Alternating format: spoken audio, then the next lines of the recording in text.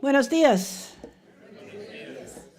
Please rise in body or spirit and join us in hymn number 1052 in the Teal hymnal called Oneness of Everything.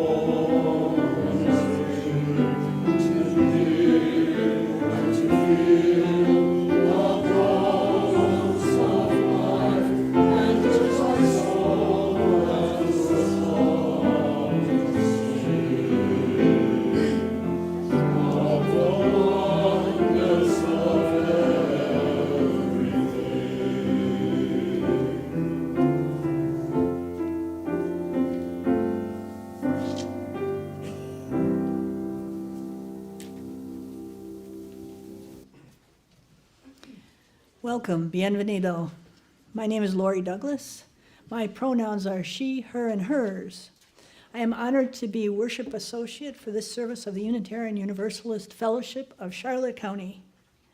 Each week we gather together by singing an invitation, even as we are scattered in many different places and whether our sacred space is right here or virtual. Whatever your faith or the country of your heritage, you are welcome here. Whoever you are and whomever you love, you are welcome here. And whether you entered on little feet, or walked in briskly, or ambled, or rolled in, you are welcome here. Whether you're relatively new to our community or you've been active from member for decades, you are welcome here. I'd like to mention a few items that will allow us to move along a little more smoothly.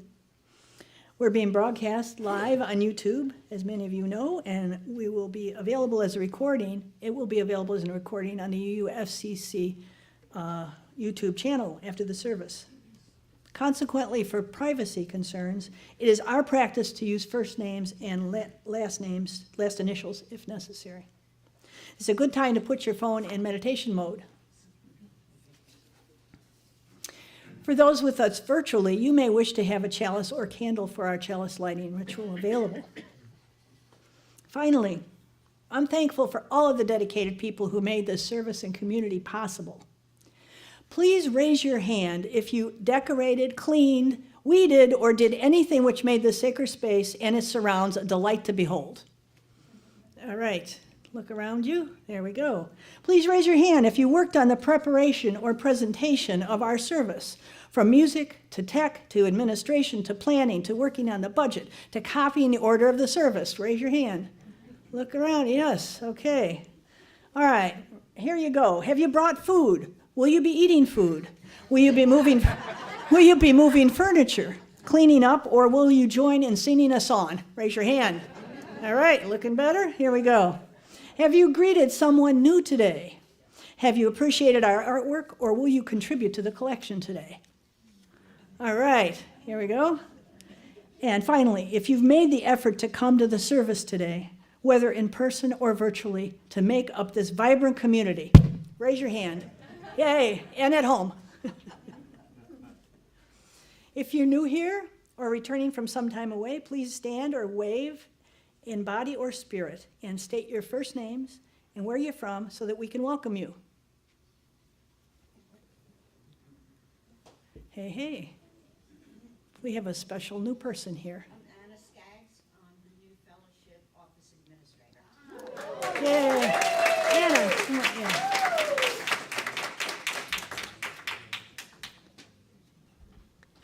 You don't get away with just that, Anna. Come on up. Come on up, Anna. Okay, we gave Anna a nice round of applause, but I just wanted to mention how lucky we are to have such a wonderful person supporting us. I met Anna a few weeks ago and was immediately touched by her warmth, by her kindness. She comes to us from Pennsylvania. She's lived in Florida since 2020. And she's a Philadelphia Eagles fan, so if you're not, don't hold that part against her. She has 35 years of administrative experience from Lehigh University in Pennsylvania. So she's organized, she's smart. What else? She's very helpful and easy to work with. At least I find her that way, and I know you will too. Thank you. And we're having cake afterwards. Anna is the newest member of our A team. We have Reverend Ann Barker, and now we have Anna Skaggs, so now we have an A team. Yay.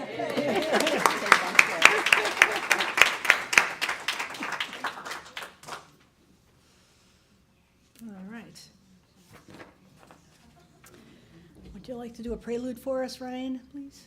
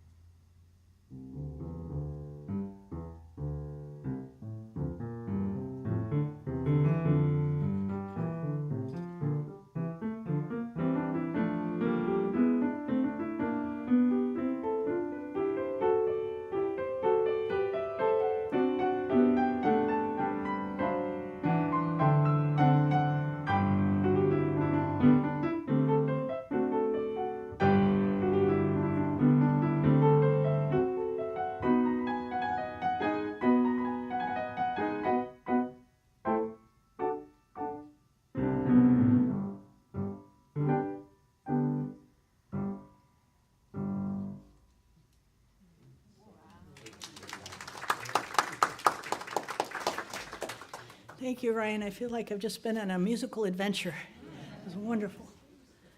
Wow. We'll now open this sacred space by turning our attention to the chalice through the words of Mark Causey, PhD from Emory University.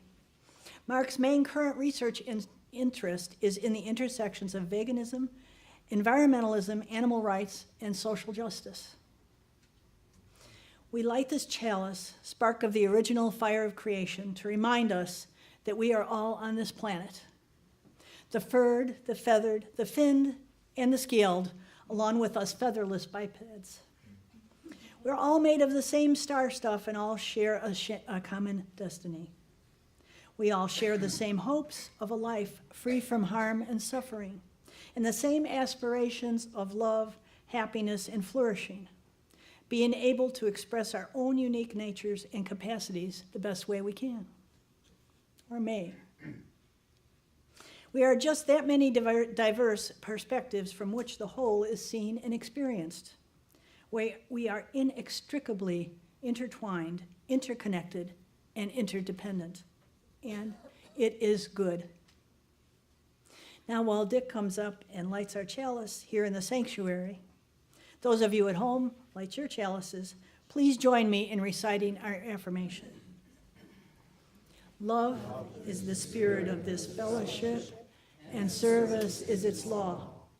This is our aspiration, to dwell together in peace, to seek truth and love, and to help one another. We are now privileged to have some special music with the return of Janice Fullman and Scott Mitchell presenting Who Knows Where the Time Goes by Sandy Denny.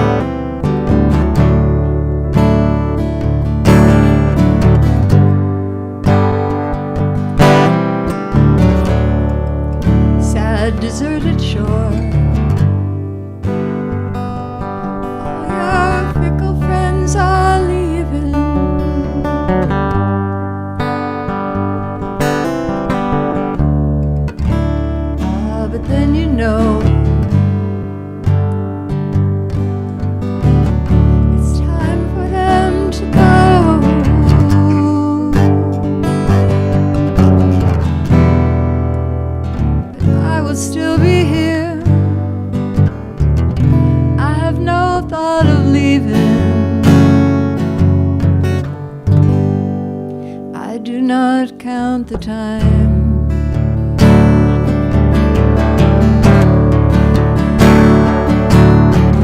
Who knows where the time goes? Who knows where the time goes?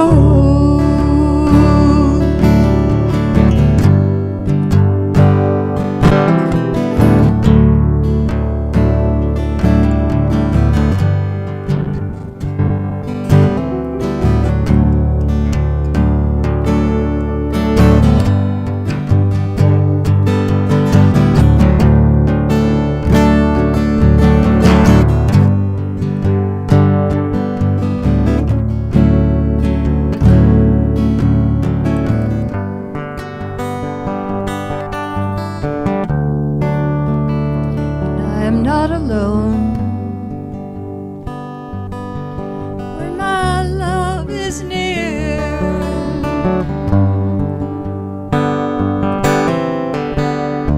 And I know it will be so until it's time for us to go.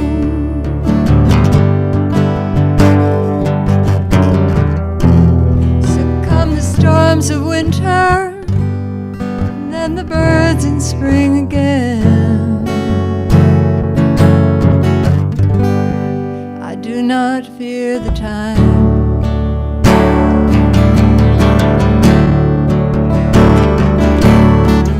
Who knows where the time goes? Who knows where the time goes?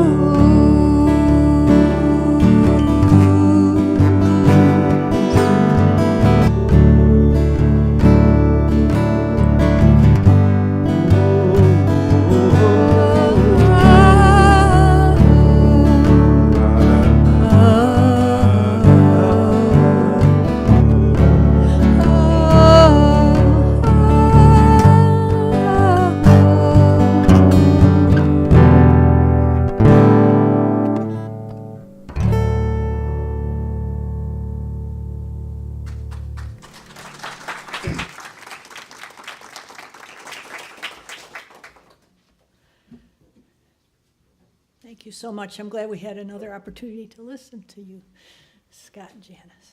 Yay. Yay, yay. Right. Our opening words today are by Reverend Molly Hosh Gordon, she, her, a graduate of Harvard Divinity School. She serves as a minister of the UU Church of Columbia, Missouri. Learning to love this world. We gather here this morning tenderly like drops of dew on a leaf of grass, hopefully like gathered raindrops in a cloud, gleefully like water rushing in a stream to the sea, deeply like groundwater pulled up from a well.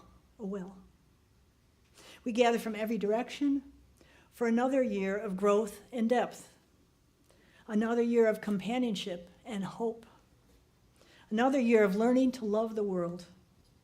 We gather like the water that joins us across all creation, the water that connects us within and without, merging and flowing across the entire world.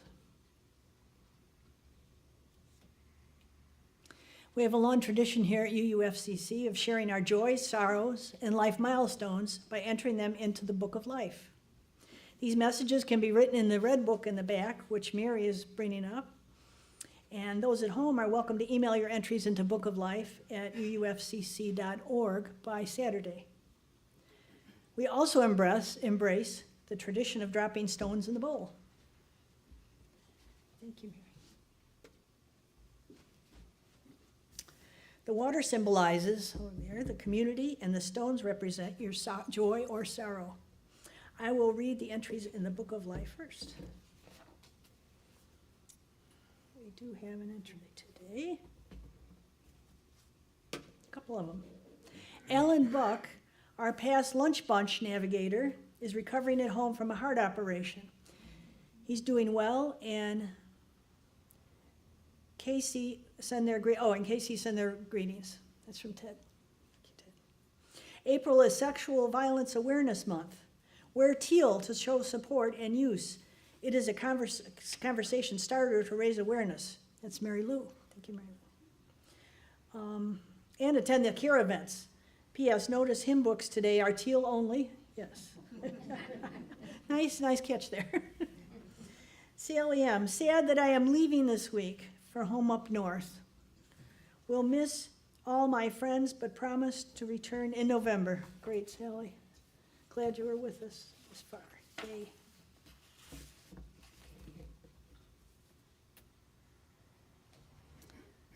Okay, I now invite you to come forward and drop a stone, either in silence or share briefly aloud, and there'll be time for announcements later in the service. If you want to come up over here, anybody wants to share?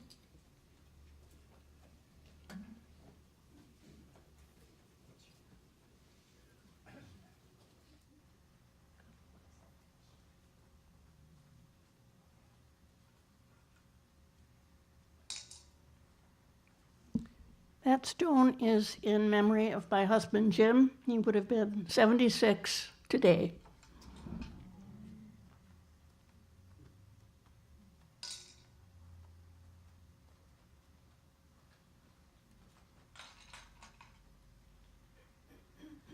I have two today. And the first one is for our almost 17-year-old cat. We had to go to the emergency vet in Parrish on, I believe, Tuesday. And I have to tell you, they were wonderful. We were in and out in 30 minutes. They only charged us $150, which included an antibiotic shot. So it's the first time I've been to an emergency vet that didn't rack up a credit card. So that was a different experience. And then one that I found out this morning, our mechanic from Toledo, who rebuilt 2 transmissions a week apart for us, Dan Graves, who coincidentally also used to live on Minnesota Key in Englewood and owned a transmission shop in Englewood many years ago, unfortunately passed away from lung cancer last week. So I send this to his family.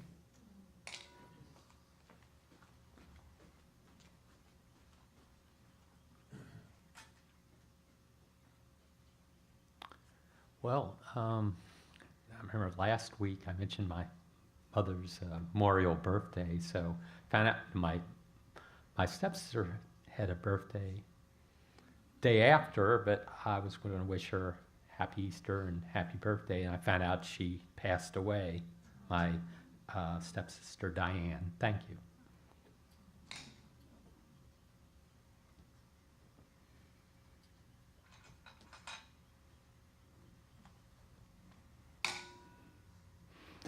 Thank you for your prayers and allowing me to give you my concerns concerning my driving test.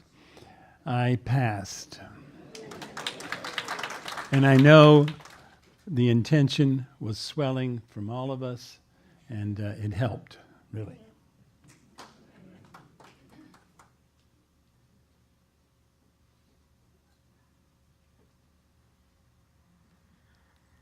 I am not as well known as my husband. I'm Peggy Dawn Moran. Robert is on his way. 3 or 4 people have asked me, because he's not here today, if he is ill or still suffering with problems. And he is on his way to Ohio to experience the eclipse. I would not go with him because I will not make that drive again. And I said, why can't we fly? And he says, why can't we drive? And so I got him in touch with his sister, and he picked her up in Ocala, and they are now in Kentucky, which took them, 16 hours to get to Kentucky because of the traffic going up north to see the eclipse. And he's visiting with his son. He and his sister will then drive to Ohio, where they will have an eclipse party and a reunion of the 3 siblings, which has not happened as long as we've known each other. So I'm very pleased for him, and I'm very pleased that I am not in that car driving to Ohio.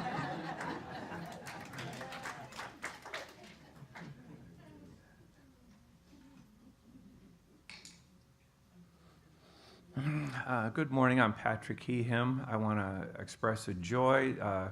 Winter Garden Presbyterian Church decided they wanted to be more inclusive, so they contacted PFLAG, and they're doing a program for their folks there, even though their choir director quit because of this. They're still going forward. And just recently, I was just so filled with love that they volunteered to do a basket for the drag queen bingo. It's like, oh my gosh, I just was overwhelmed. It was so wonderful. So bring people together, yeah.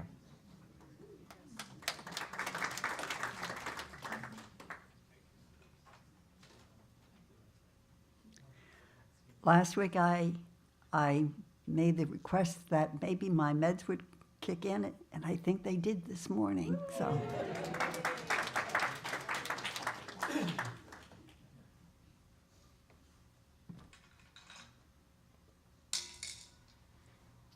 I have two quick joys. I bought the tickets to go see my 3 kids and 3 grandkids for a graduation May 22nd. It'll actually be at the Air Force Academy. The school is close enough, they're gonna let them use the facility.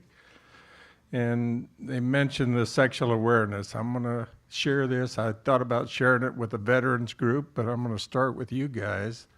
I was sexually assaulted in the Navy, but I have a joy about that. I'm getting $1,700 a month now. I'm 60% disabled from that.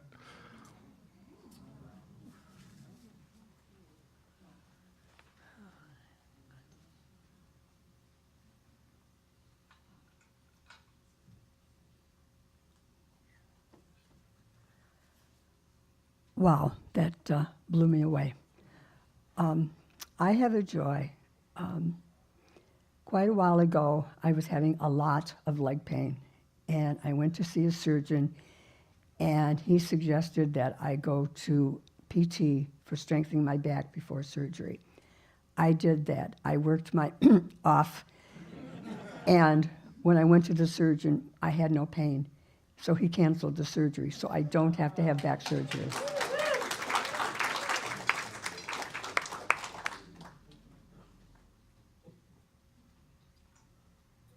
Final stone.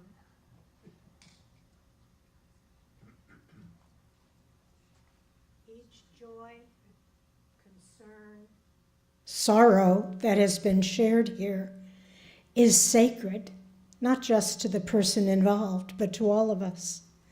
Let us take just a moment to pray or send universal life force energy or good thoughts for these joys, concerns, and sorrows.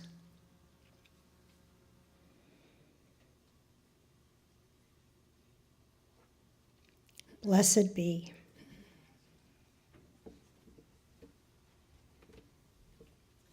And we'll take turns here. Take turns, because I would like to introduce Reverend Ann Barker. We can learn a little bit more about her. In addition to being our pastoral care specialist, Reverend Ann has a fascinating background, including being a doctor of ministry, a master of arts in religion with a focus in pastoral ministry, specializing in older adults. Do we know any of them? I don't know. She's also a level 3 Reiki practitioner and has had many years as a director of religious education at the UU Fellowship of Appleton, Wisconsin. Please welcome Reverend Ann.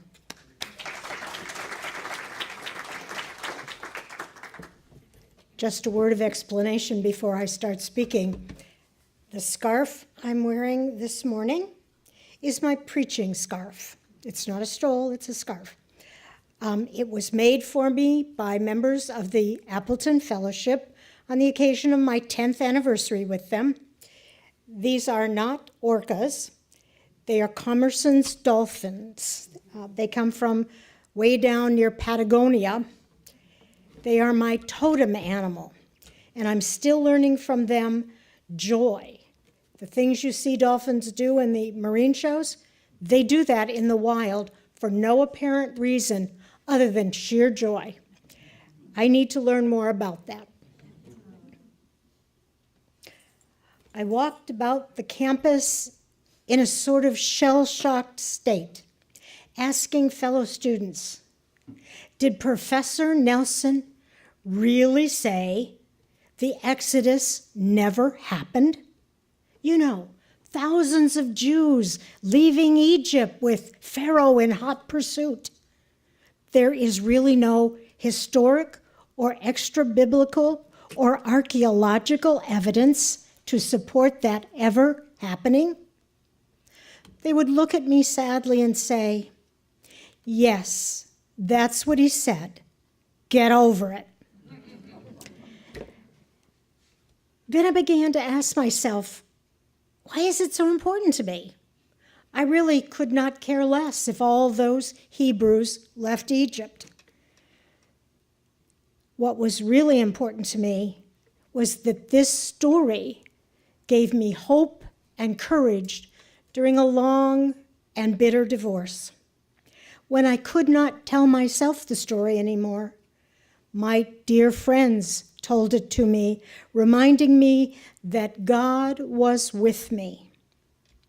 What I heard Dr. Nelson say was, perhaps God was not with me, nor would God ever be with me. All major religions have sacred stories about creation, who their gods are, and how they interact with humans, how people are to behave, and how they should live. They pass these stories on year after year, generation after generation, to locate themselves in the world and give their lives ultimate meaning. Some cultures have these stories written down in a sacred book or books. Other cultures rely on oral tradition handed down by the storytellers. It would seem most people need stories to help them know their place and navigate their culture and worldview. This is how religious and spiritual stories function. Some archaeologists have speculated that humans have been gathering around campfires, in caves, and in their dwellings of whatever type to create and tell the stories about how all that is came into being, where humans and animals fit into the creation, what the human task is, and how we should behave toward each other, animals, plants, and the environment, and how we should behave toward any creator we perceive. It is believed that humans have been doing this for 300,000 years. We see the immense effort expended by humans 40 to 20,000 years ago creating the cave paintings in Spain and France. Crawling deep into the caves through dangerous routes, they express some spiritual feelings by drawing and painting animals on the walls. They even carried their children into these caves, held them up so they could make handprints on the walls. This was not doodling or graffiti, but an intense need to express cosmic thoughts and feelings as part of their culture, however primitive we might think it is. Animists have stories. Hindus have stories. Buddhists have stories. Indigenous people have stories. Jews have stories. Cultures and religions still tell these stories, whether or not they actually believe them to be an accurate representation of an historic event. I remember as a storm was approaching and the thunder emanated from the clouds, my Danish hostess said, "Here come a Tor, here come a Tor." She added for my benefit, "That's how we teach our children about storms." Of course, few or perhaps no Scandinavians believe in their ancient gods of lightning, thunder, and rain, but the story lives on in the culture. However, today, few people place any credence in these stories and do not use them to guide their lives. Instead, once outside the sacred space, they begin to bow down to the God of our culture, consumption. In the first and second worlds, people believed the story told them by advertising. Get a job, get money, get stuff. They get more and more stuff, bigger, better, shinier, and fancier than their neighbor has, no matter what it does to the earth, other species, and those living at the margins. Following the advertiser's sacred story, we are perpetually unhappy with our lot, envy those who have more, and seek ways to fill our sense of emptiness. About 12 years ago, I first learned a new and exciting story that in some ways revolutionized my worldview and changed my ethics. I heard it on a weekend retreat that was part of my training to be a spiritual director. A Roman Catholic religious sister presented us with the most extraordinary telling of the 13.7 billion year story of our universe, beginning with the great flaring forth of time, space, and matter through the magnificent epics of formation of galaxies, planets, and life forms, the story unfolds. 5 billion years ago in the Milky Way galaxy, the planet we call Earth began forming, and the story really gets intriguing. This is perhaps the greatest story ever told, and it really happened. The story blew me away and continues to learn and continues to do so as I learn more. This is the great story. Not possessing a scientific mind, I struggle to really understand all the elements of the story and the scientific research that underpins it. But it is such a wonderful story, I keep trying because it is worth the effort. I will convey what I understand in the best way I can, and I ask you to forgive me if I get it a bit wrong. My favorite way to understand the story is to walk a spiral string beginning at a very wide place representing the great flaring forth. Moving forward quite a bit, one encounters the first elements becoming stable, finding the right speed for energy to become matter.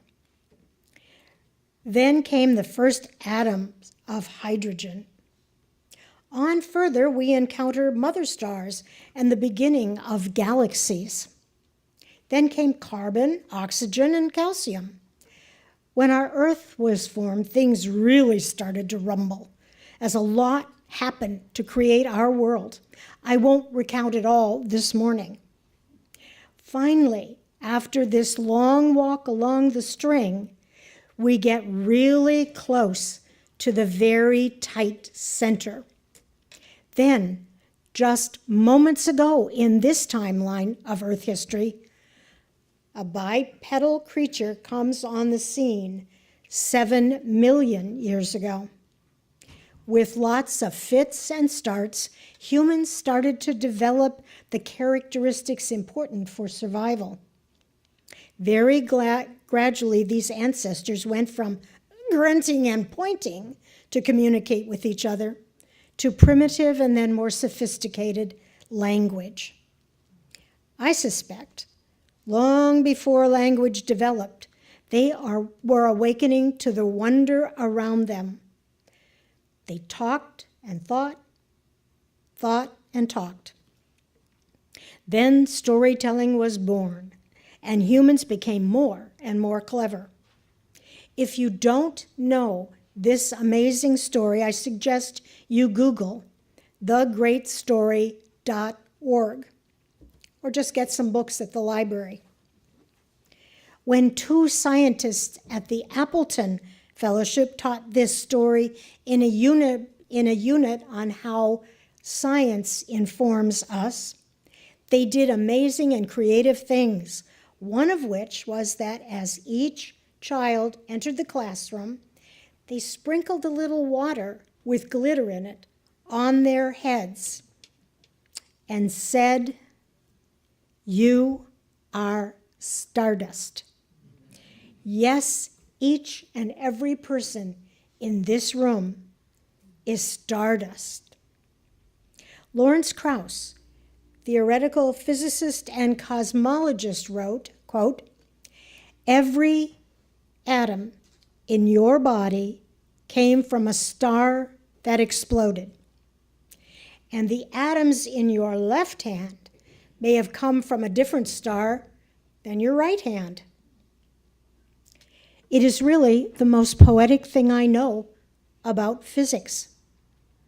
You are stardust, end quote. Some of the hydrogen within your body may have been created in the great flaring forth. We share this stardust with every living creature on this planet, with rocks and trees, mountains and desert plains. Everything that exists in our world and in the sky above us shares this amazing heritage. This is the most sacred story I know. Each of us can make meaning of our lives from this story, as well as impacting this interdependent web of which we are all a part. Damage to any part of the web affects the whole. Making choices that sustain the earth and all its creatures is important for all life. We can continue this 300,000 years of gathering in sacred places to share our great story, using the same reverence for the creation as indigenous people have, or scientists. We can engage the story and make meaning for the present and the future. One need not believe in a higher power, great spirit, God or goddesses, to recognize the holiness of this 13.7 billion year story. I will leave you with this thought attributed to Chief Seattle. This we know: the earth does not belong to people. People belong to the earth. This we know: all things are connected. Whatever befalls the earth befalls the people of the earth. We did not weave the web of life. We are but a mere strand in it. Whatever we do to the web, we do to ourselves.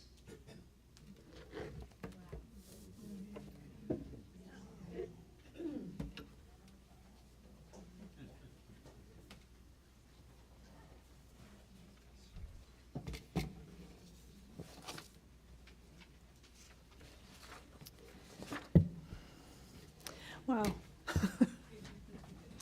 Thank you, Reverend Ann. I'm spinning around with what you said in my head.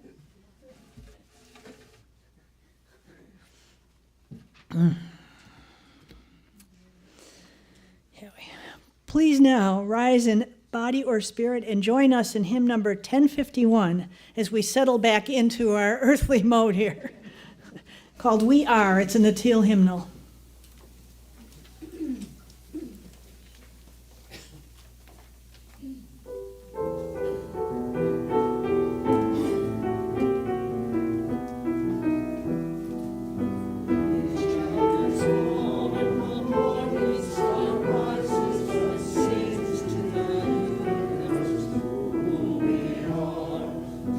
Each child that's born, on morning star rises to sing.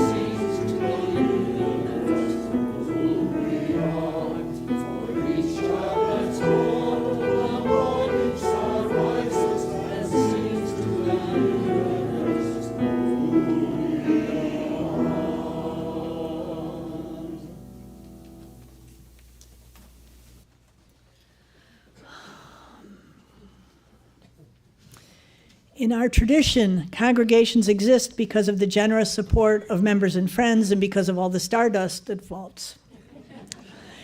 It is our privilege and our responsibility to ensure the health and future of this fellowship.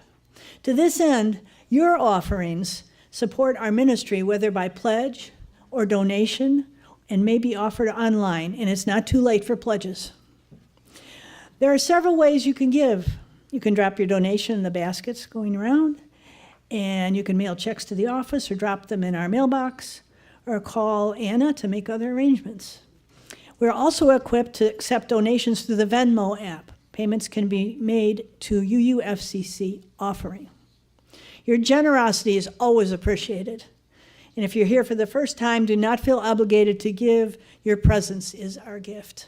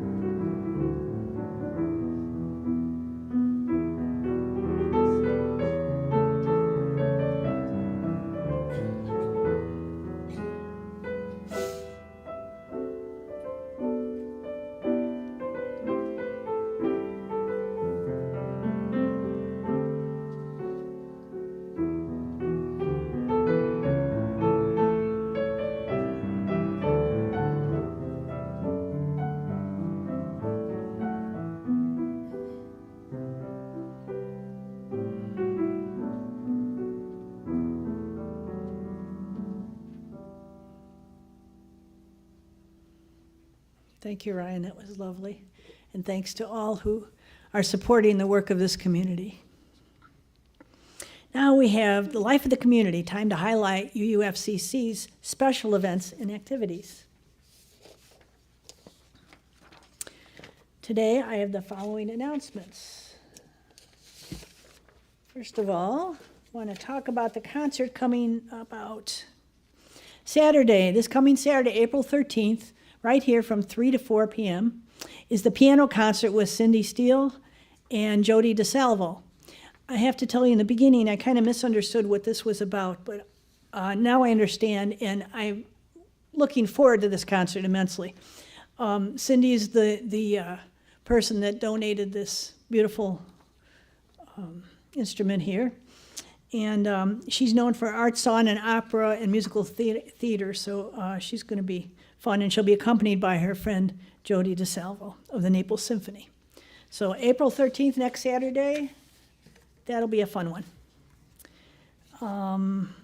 The Art Committee is proud to extend the current spring member exhibit. Yay! There will be a reception Friday. Take another look at the art on the wall and the beautiful jewelry in our case. Our talented artists will donate 30% to the fellowship from all sales. Yay, yes? There will not be a reception. Oh, I'm sorry, there will not be a reception. Thank you, Trudy, I appreciate that, this Friday. Okay. So we'll take another look and skip the reception, right? All right. What else is going on here? Oh, we're excited to have a potluck after the service today. And let's see, what else is going on? This is not what I'm looking for. Here we go. Oh, you all want to know, this is important for us here. Copenhagen Fashion Week has set a new standard in the fashion industry by announcing a ban on exotic skins and feathers from its catwalks next year. That's a big deal, and some cities still, in big cities, if you walk around big cities, you'll see people walking around with, animal skins and so forth. And this is a nice change, and it's an important change. Earth Month is this month. And the Earth Month Eco Challenge is for us to spend this 30 days in April to select actions that resonate with the values we have around Earth and the things that we've all been talking about lately. And now to this Earth here, Monday is Program Council. Saturday will be the concert. Sunday next week, right after church, is a art workshop with PFLAG at the Northport Art Center. It starts right at 12:30. So if you dash over there from here or tell other people who are interested, it's free and can have some fun being artistic. And there's the thought behind this is a lot of times when people are growing up with differences, it blocks some of the creative juice there. And so this isn't a time to let it out, no matter if you think you have talent or not. Doesn't matter. So other announcements, we're good. All right.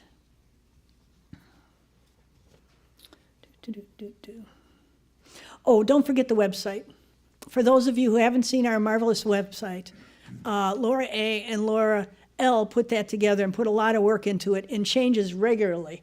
And it's a lot of work to change all the stuff that's on it because there's a lot there.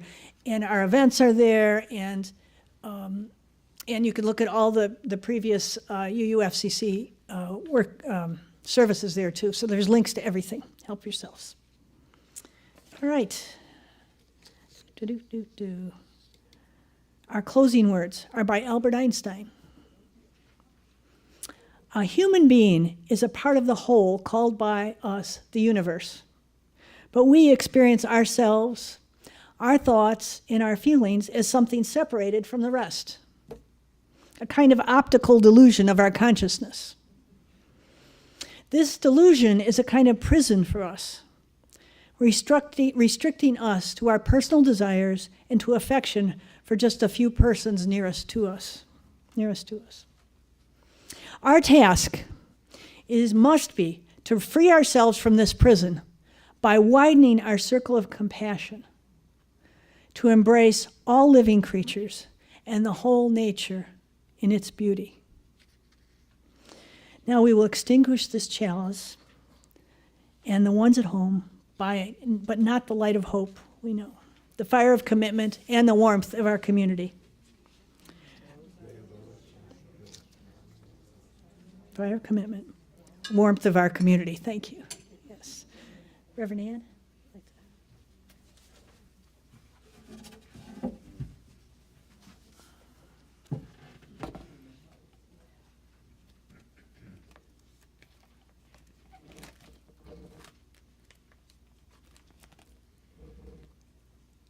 Having heard the great cosmic story, may we each go from this place into the world of greed, violence, and injustice, with hope that we can make a difference by living faithfully our own great story. We are made of stardust, and we are committed to preserving what is. Blessed be. Thank you. Please join us in our hymn, We Give Thanks, in number 1010 in the gray hymnal. And after our song, please join us for the potluck inside or outside with our grill master, Ryan R. 1010.